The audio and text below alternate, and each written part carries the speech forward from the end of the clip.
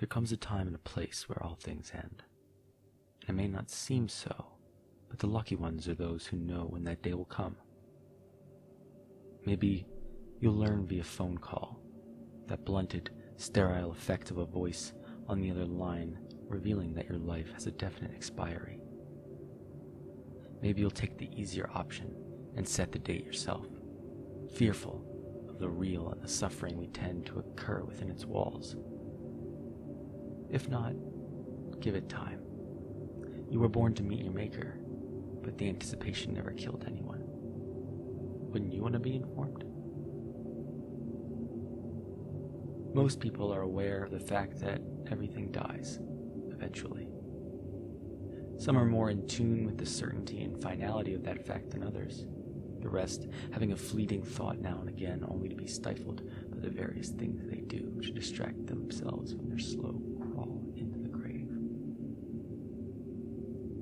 People like McClanahan, however, had seen death so many times it mattered less and less as the days passed. By the time he had lost track of the body count, death became another pointless fact in a pointless universe, something that just happens to everyone, even to himself, one day. Sure, there were still unpleasant ones, with bad times, with people turned inside out, eyeballs popped from their heads as their hollow shells lay broken on the ground.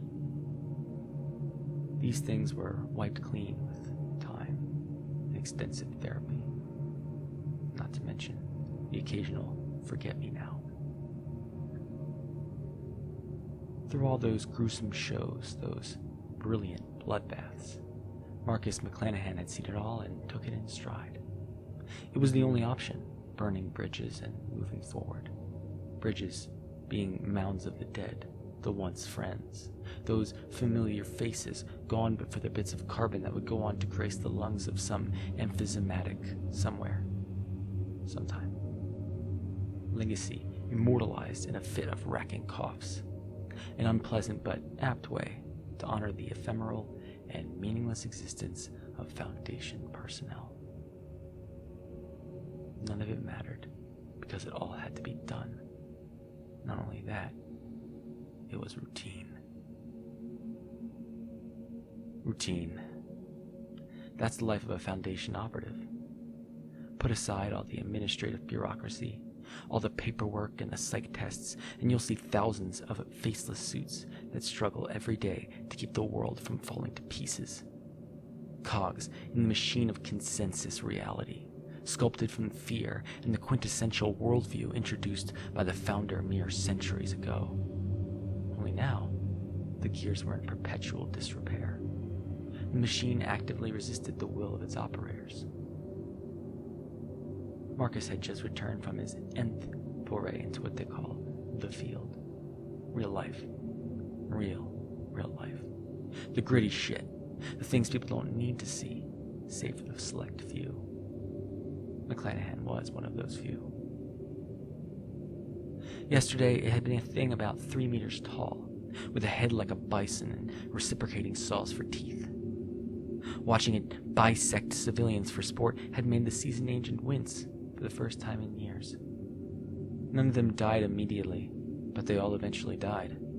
Even while ankle-deep in displaced organs and lifeless, glassy-eyed stares, McClanahan still took it all in stride.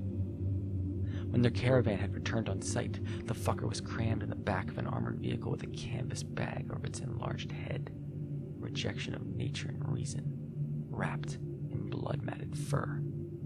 The beast was no threat anymore, having been sedated and bound by state-of-the-art carbide nanotube cuffs, those multi-million-dollar necessities that kept the monster and many, many others like it from doing much else other than existing. Still, when Marcus heard that thing chuckle through the reinforced steel behind him, it made his skin crawl. Again, he brushed those feelings away, knowing what that wretched creature didn't know. The padded cell that awaited, windowless and empty, just like the black of its insidious, unblinking eyes. Today, the world was threatened by some dark, floating orb that rendered minds to useless mush. It warped its victims slowly or quickly, toying with their lives around its mass of unidentified matter. Cognitohazards were the bane of the human mind, deceptive by design. They found their way into your head, using the back roads that only the well-trained could patrol. Marcus was in luck once more.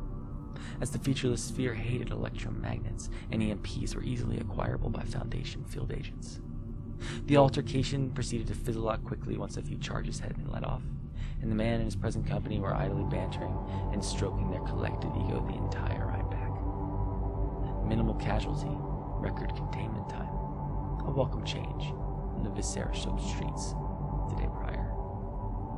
Arrival on site was as routine as any other day, with silent nods and groups of task forces planning that next move with the one mind-bending sphere locked in a storage unit that doubled as a Faraday cage.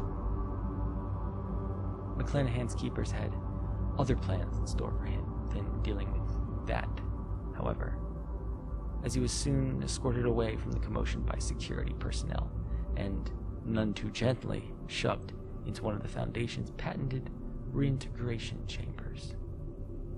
The room was a glorified coffin, furnished with the organization's most uncomfortable folding chair, but at least it was only temporary. As standard operating procedure for potentially hazardous interaction goes, this cold welcome was not much of a surprise.